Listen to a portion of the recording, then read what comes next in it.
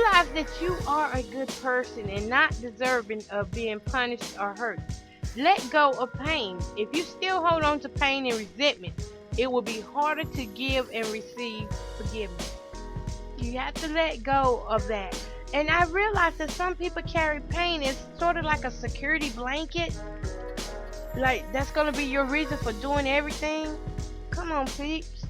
You got to stop that. Let it go. You can't hide behind the pain and expect to go forward. Why is my voice like that? You can't hide behind that pain, though, and expect to go forward. Shred or burn the list as a visual symbol of letting go. You hear that? Everything you just wrote down, everything you just let out. Burn it up. Burn it up. Repeat the exercise for other areas of unforgiveness. Then move forward in your life without the burden of unforgiveness. Give yourself permission to shed the hurt, pain, anger, and to begin to heal by living in peace.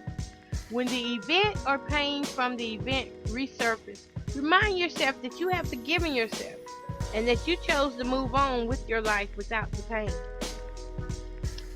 And that's just simple. Simple as 1, 2, 3. But you have to believe. You have to believe and trust God for it.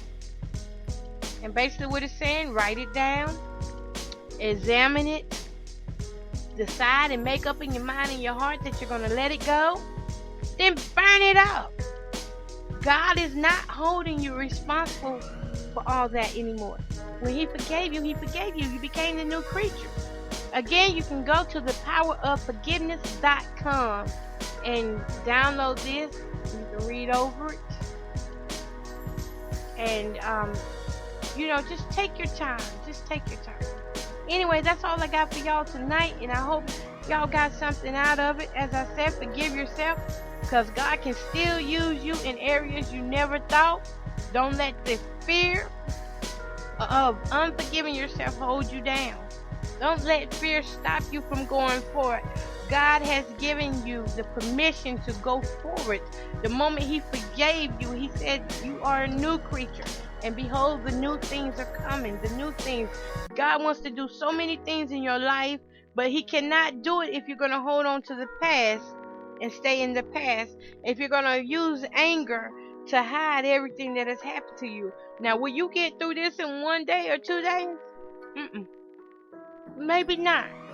But if you practice looking in that mirror, you can look at yourself in the mirror. As a matter of fact, if you can look at yourself in the mirror with no makeup on, no face washed or whatever, if you look in the mirror and you can accept all that before it get dressed up, then you in good shape.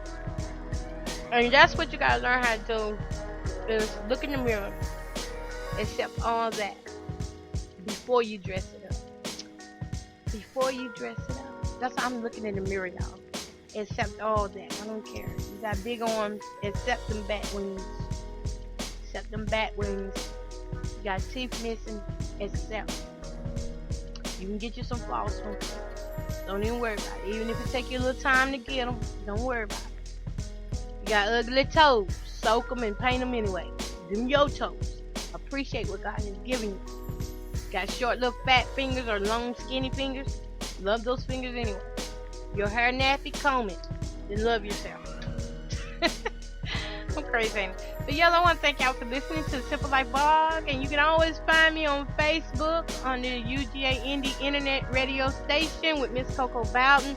Or you can go to my personal Facebook page, Jamie, Jamie Bowden. Bowden.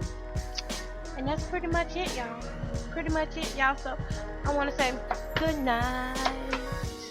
Good night. And once again, thank y'all for those prayers. You're listening to the Simple Life Blog. Peace!